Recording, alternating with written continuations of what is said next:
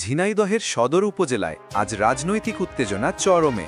বিএনপির দুই গ্রুপের সংঘর্ষে কমপক্ষে ৬ জন আহত, যার মধ্যে একজন পুলিশ সদস্যও রয়েছেন।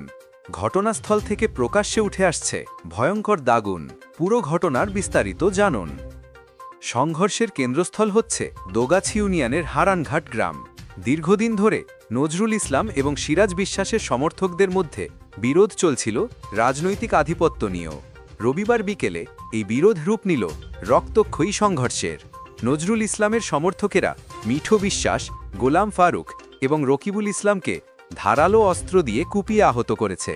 তাদের মধ্যে একজনকে ঢাকায় উন্নত চিকিৎসার জন্য রেফার করা হয়েছে।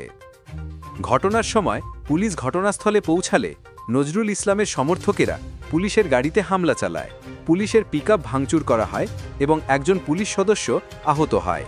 পরিস্থিতি এতটাই উত্তেজনাপূর্ণ ছিল যে দুই পক্ষের মধ্যে সংঘর্ষ ছড়িয়ে পড়ে পুরো এলাকায়।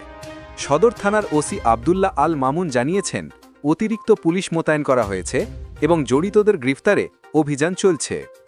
হাসপাতালে আহতদের অবস্থা আশঙ্কাজনক, বিশেষ করে গোলাম ফারুকের অবস্থা গুরুতর।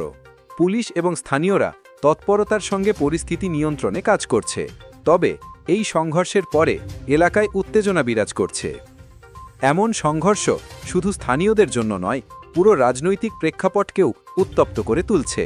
মানুষ প্রশ্ন করছে, এ ধরনের রাজনৈতিক হিংসা কি কখনো থামবে? ঝিনাইদহের হারানঘাট গ্রামে বিএনপির দুই গ্রুপের এই দুঃসাহসী সংঘর্ষ ভবিষ্যতে আরও উত্তেজনার ইঙ্গিত দিচ্ছে। তবে পুলিশ সক্রিয় রয়েছে এবং জড়িতদের ধরার চেষ্টা চলছে। আপডেট পেতে ভিডিওটি শেষ পর্যন্ত দেখুন, লাইক করুন, শেয়ার করুন এবং সাবস্ক্রাইব করতে ভুলবেন না আজকের হট নিউজ চ্যানেলটি।